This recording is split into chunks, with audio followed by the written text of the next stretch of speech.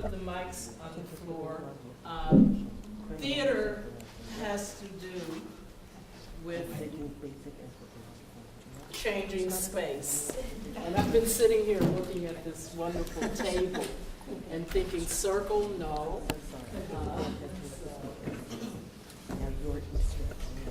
And then we can put the mics, I guess, on the floor. Let's try that. You can pull them out of the stands. You could use them just as hands. Your hands. Sure.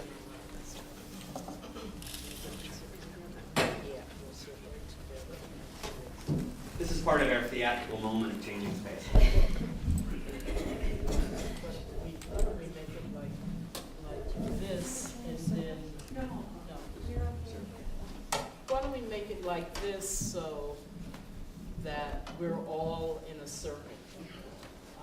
And it's an imaginary circle because you go deep, but that's a good circle too, a deep circle.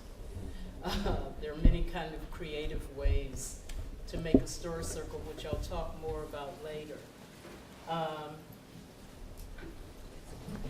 Also, before I start,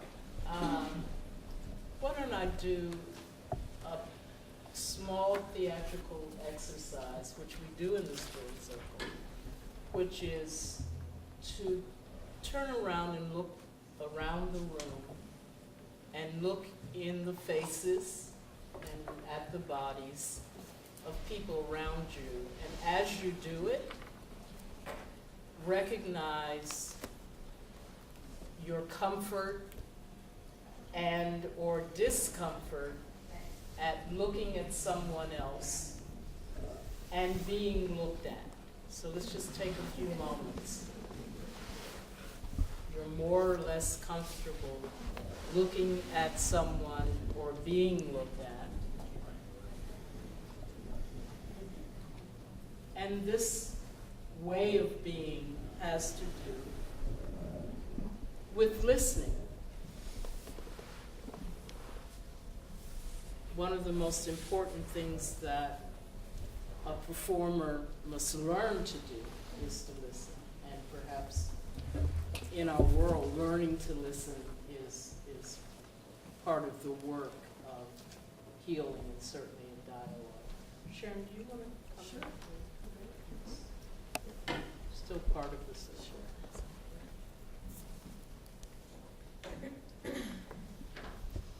A story circle has simple rules.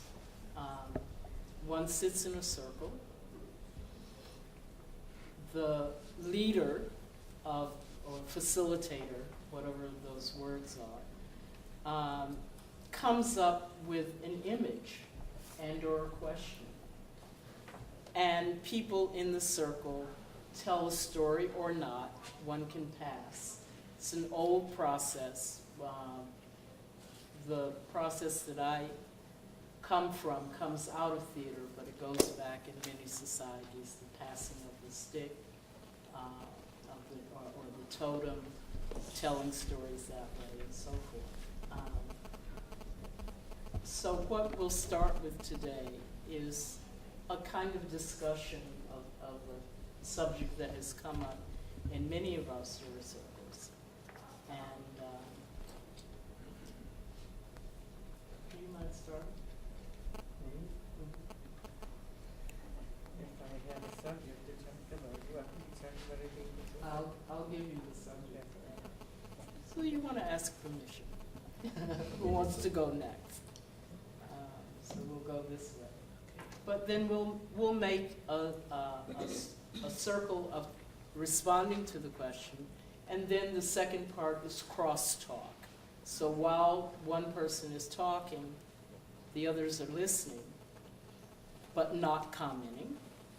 And then after the stories in the circle, then there are responses and so forth. And that's called crosstalk. And that's the beginning of dialogue.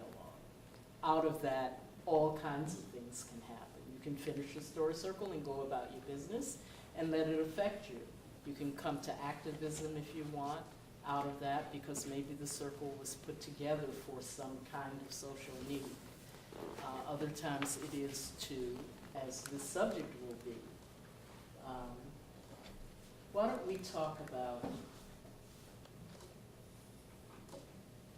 breaking silence around diabetes and how the story circles may have helped that. In my opinion, from stories I've heard from my own family and society, as to where I have been around, I've seen an awful lot of quietness about diabetes, like it's something freaky, almost like a sexual disease or something. Yeah, it's pretty nasty. That's the way I feel about it too, exactly. But you wouldn't think that would come up. But that clicks with me in another way, the same thing that they do with a lot of other diseases that are about and around today, that it's not 100% sexually, but whereas there are diseases, it's because there's so many people. That's the basic reason of it is you're catching it from society in many ways. But with diabetes, it's genetic, from what I've seen. The worst part of it in my family is, the genetic of it, because some of us have it, like, on my father's side and on my mother's side. All my life it was my father's side when I was younger. And now that I've gotten older, I picked up on the diabetes that my mother had, which is completely different from my father. Yeah, but it's all very, very confusing. You think then you have groups like this that pop up with, you say, wow, finally there's going to be an opening somewhere. I might catch a little bit more, because they don't have anything that much anymore. You have groups and conversations about it. Isn't it you want to talk about yourself in general, but you want to know more about the disease. The disease in itself is affecting my children, not just me. My children are different than I am. So I have to learn, well, this could be happening, the same thing that happens to other people who have other diseases, say their children are different than they are too. It's just that if they had more meetings, and people could be more open with themselves, it would be really a very, very good thing, because it takes so long in general to just get to that perspective. You'd think that there was something wrong with the whole society or something, that people do not connect together anymore socially the way they used to, as far as I'm concerned. I keep my mouth shut. You can get in a lot of trouble saying something the wrong way, or what did you mean by that, because somebody else is opinionated, and yet they think you're opinionated. They might call well, you said this in this way, and you meant that. Maybe the farthest thing from what I mean, but it's hard to translate it to people, because I stayed in my own little world, which I'm not sorry for. I've got a really good education from my children, from my friends, from my family, from life in general. But getting back to these circles, I find them very, very interesting. It takes a while before they get what I call cooking. I used to say that in a lot of trouble over at Bunker Hill. What do you mean by that? What do you mean? So I said, well, what do you think I mean by it? Something drug related? Cooking. I was cooking all right.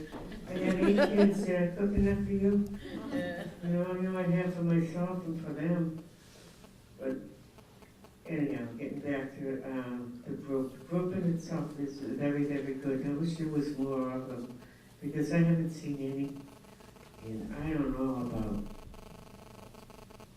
30, 40 years. That people would, where are you going to go? AA? You drank, you stopped drinking, whatever. You got it together, you know what's wrong, you stop. A, you do, B, you don't. Whatever. Any way you want to do it, you just stop it. But you just don't go to those groups for 40, 50, 60 years, You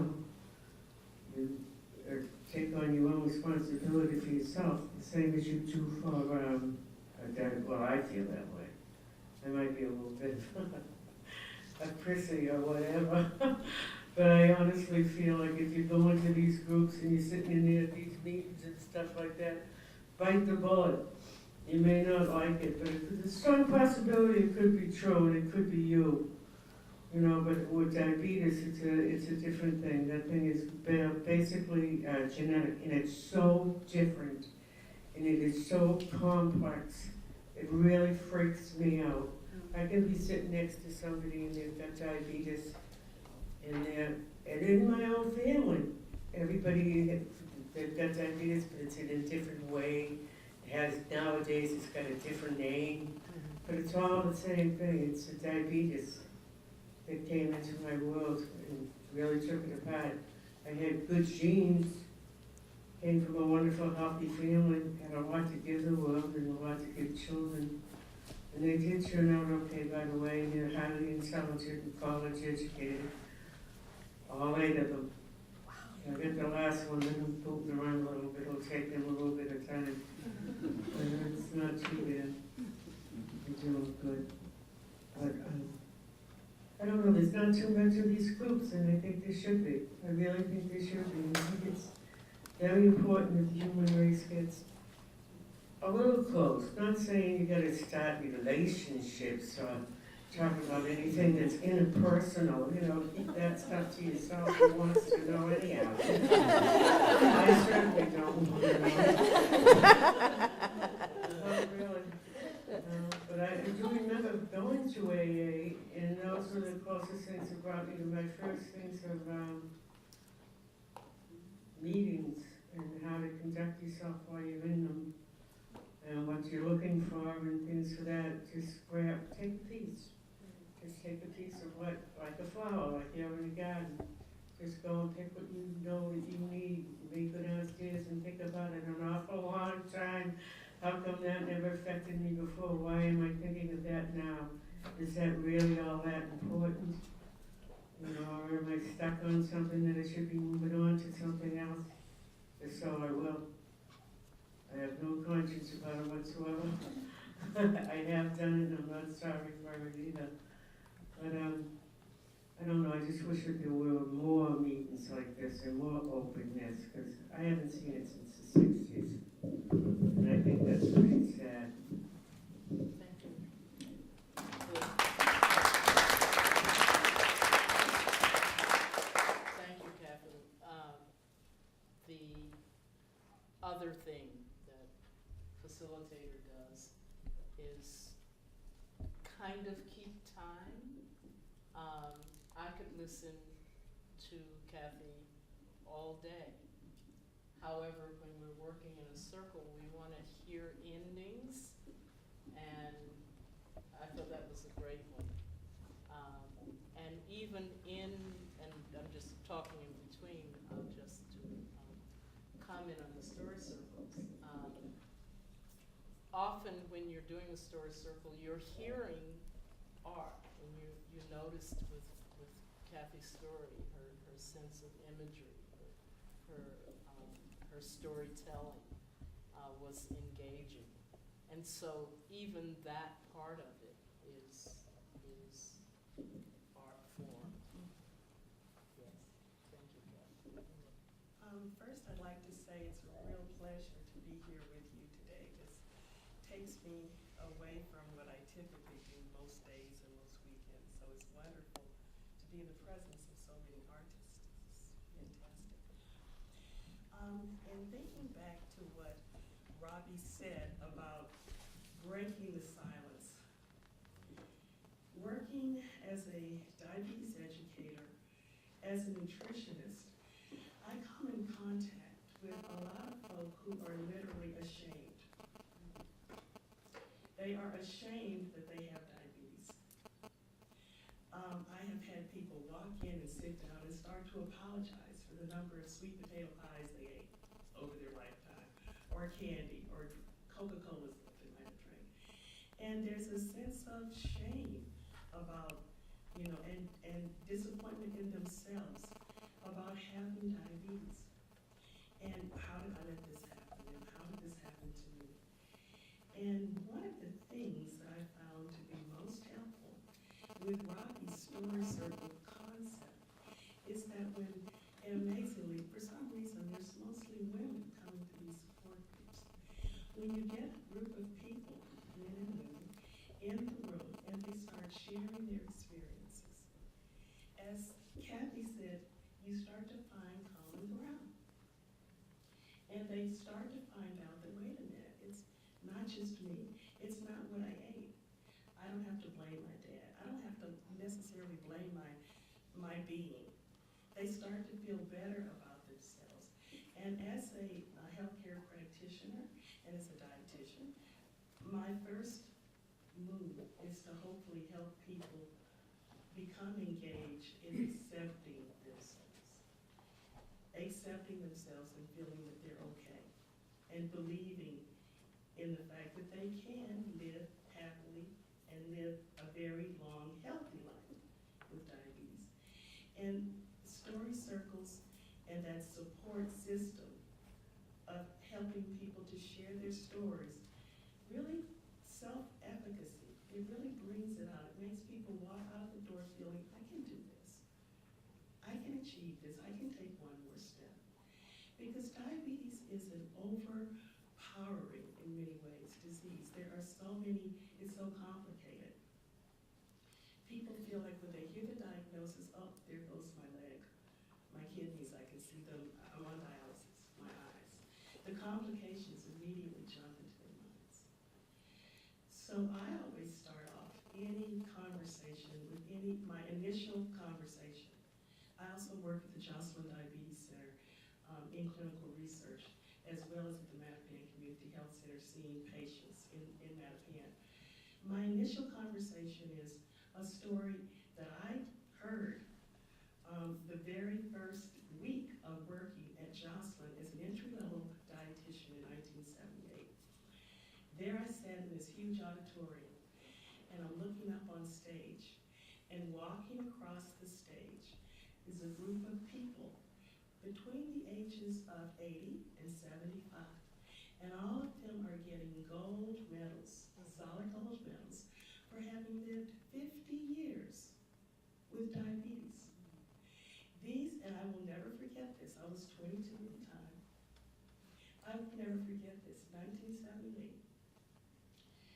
These people are walking without canes, without crutches, and for the most part, they are in very good health. Now, if you think back to that, insulin was discovered in the early 1920s. So they literally took, and their physician, most of them, they were being treated by Dr. Elliot Joslin, founder of Joslin Diabetes Center. They went in with this diagnosis that basically said, you'll be dead in 5 years, you're gone. But Dr. Joslin said, no, I don't think so, that's not what we believe in this practice. So let's see if lifestyle, and let's see if positive attitudes, he believed in that too. And let's see if a belief in yourself and what we can do together will have you extend your life. So this was a time when insulin was impure, when they would take needles and literally sharpen them with pumice stones, when they were boiling urine to test for the level of sugar in the blood. These people, some 10 of them, walked across the stage and got gold medals, great eyesight, kidneys in good shape. They're walking, so no amputations. And I sat there thinking, diabetes does not have to be a death sentence. We don't have to have the Mary Eliza Mahoney Dialysis Center in the center of Roxbury, right across the street from the Roxbury Heart Center, because we have so many people in Roxbury and around the city and the country who are afflicted with the complications of diabetes. That doesn't have to be. We can literally change the course of this. And those people that many years ago, those more than 30 years ago, that group of people walking across the stage cemented for me the belief that so much of this is really within our control and within our realm of what we can actually impact. And the story circles help us to engage each other in those conversations about what we can do, how we can move forward. as opposed to what we're helpless. You know, there's nothing at all that we can do about this. I'm really very excited about the fact that the American Diabetes Association and the American Association of Diabetes Educators has now moved in more into the realm of social networking.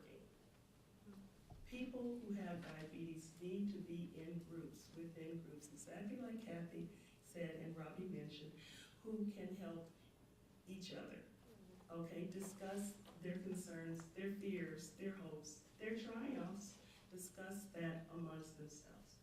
Because we as professionals tend to go in and sit down with Mrs. Jones and here's your meal plan and let's talk about your management. But what happens when Mrs. Jones walks out of the door? Did we really stop to see whether or not she was afraid? Did we really stop to check to find out if she felt she could do it? Belief drives so many things. There's many scientific studies that show that belief actually drives our health in terms of what our health outcomes and to some extent. So the story circles really help us to help each other. And the support groups, in whatever form they come, help us to help each other.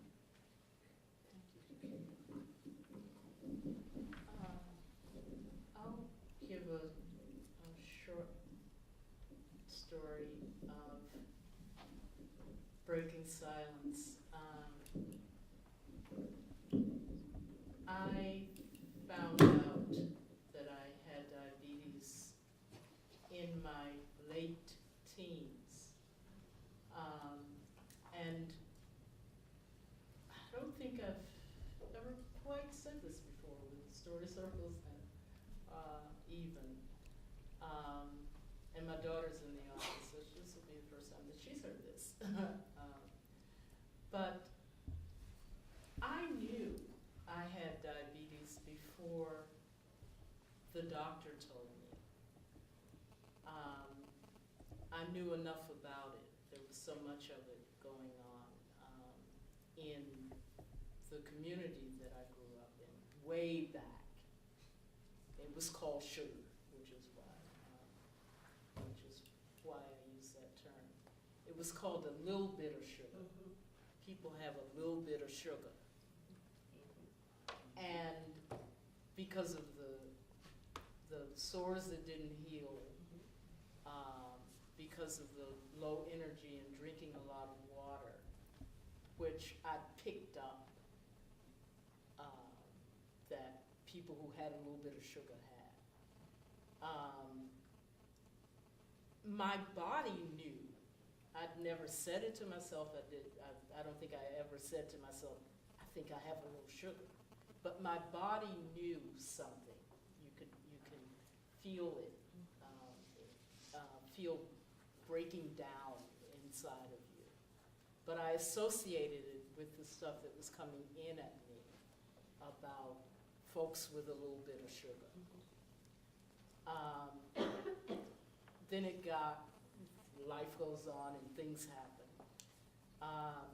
So it wasn't until my early 20s that I got the diagnosis, and it was only after I mentioned to my parents, I asked, does anybody in the family have diabetes? And nobody except a faraway cousin had it. And my father looked at me and said, you don't have that. I got a job, went to the doctor outside of the neighborhood, and those are other stories you'll hear if you ever come see my piece. Different kinds of medicine, different kinds of attention to people from the community around medicine. And finally went to the doctor way up in Northwestern Washington, D.C., and paid $75, which was huge. Got a test, and he said to me, my goodness, you should be in the hospital. You're over 600 or so, 400 or something. I would have been standing at 600. And you know, started me on the regimen. And when I went, and it took days before I went back to my father and said, I have diabetes. And he says, no, you don't. So I stopped talking about it for many years and went on into theater and started doing performance art and telling stories about myself and the community and my family and the history of survival of African American people and so forth and so on. But it was only much later in my life that I thought, why don't I start telling the story around the thing that I've been most silent about. And the story circle work that I had learned has brought me here.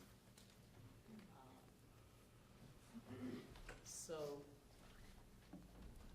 is there anything that we've heard among each other that we want to comment on? Or maybe we can open it to you. There's only one thing I'd like to discuss. I've noticed just since we've had the meeting there that diabetes has changed a lot since when I first got it, and I learned a lot about it, went to meetings and between AA and having to go to those meetings and the diabetes meetings. I got very well educated, but it's different. It's very different. It's like a mysterious story that you better open the book and read it, because it's not funny. And if somebody doesn't, there's no way you're not going to know about it. There's no way in hell you're going to know about it. What am I talking about? I'm talking about different types of diabetes that people have. And people get mad at you if you say, well, I have this problem and that problem. Well, I don't have it, and I have diabetes. So, you know, why do you want to even deal with them, period? Anyhow, that's the way that I look at it.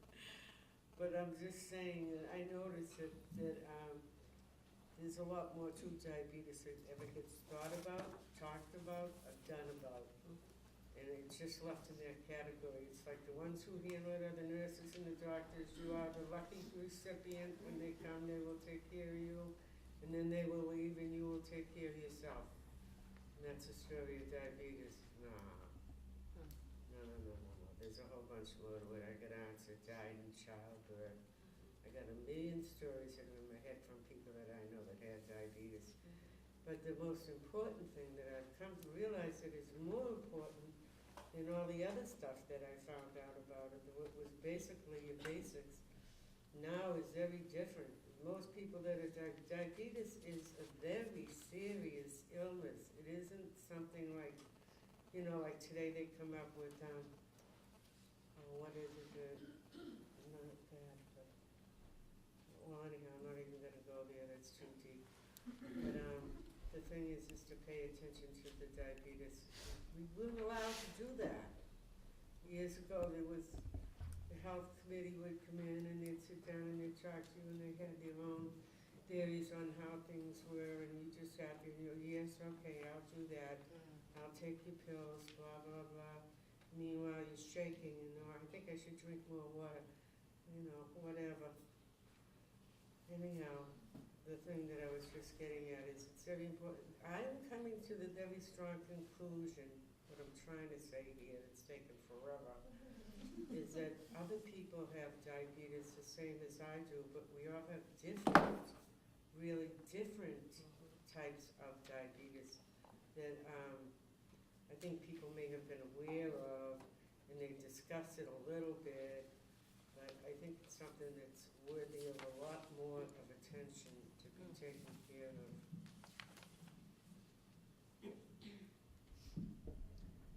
I do too. and even at this late date, I keep getting that over and over with the story circles, that each individual has a different kind of diabetes. And when one begins to listen to the stories and listen to the comments and listen to complaints, and we above. We wonder, what are the doctors hearing? Because the doctors have a regimen, and this is fine. There are certain basic things that one has to do. But where is the, and I've had one or two doctors to say, you know more about this than I do, and I like hearing. Why don't we open up